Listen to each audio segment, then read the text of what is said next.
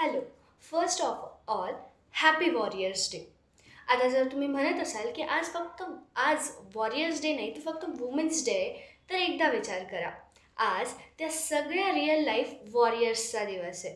हो, मी आपल्या महिलांबद्दल बोलते आहे. आजचा दिवस त्यांना डेडिकेटेड करून फर्स्ट ऑफ ऑल मी त्यांना हॅपी वुमेन्स डे विश करते.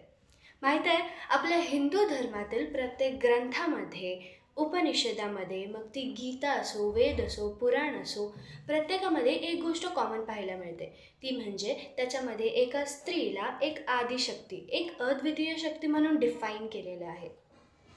तर असं का? तर एक स्ट्रेंज फॅक्ट आहे की एका स्त्रीच्या एकाच आयुष्यामध्ये तिचा जन्म 3 वेळा होतो. तो कसा?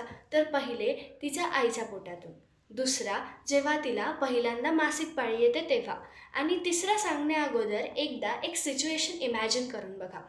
एक सिच्युएशन अशी ज्या वेळेस तुमचे मल्टिपल बोन्स एकसोबत तुटतील आणि त्याच वेळी तुमच्या मसल्समध्ये एकदम एकदम डेंजरस क्रॅम्प्स येतील.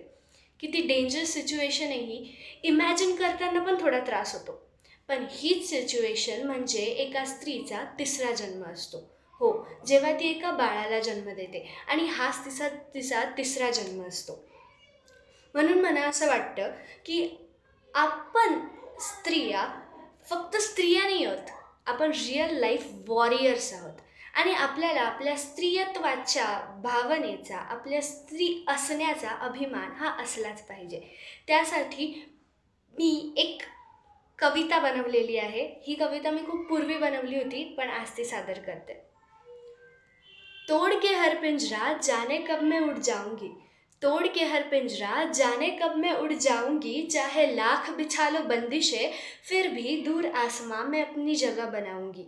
हाँ गर्व है मुझे नारी हूँ मैं, हाँ गर्व है मुझे नारी हूँ मैं, भले ही परंपरावादी जंजीरों से दुनिया के लोगों ने बांधे हैं पैर मेरे, भले ही परंपरावादी जंजीरों से दुनिया के लोगों ने बांधे हैं पैर मेरे, फिर भी उन जंजीरों को तोड़ जाऊंगी मैं.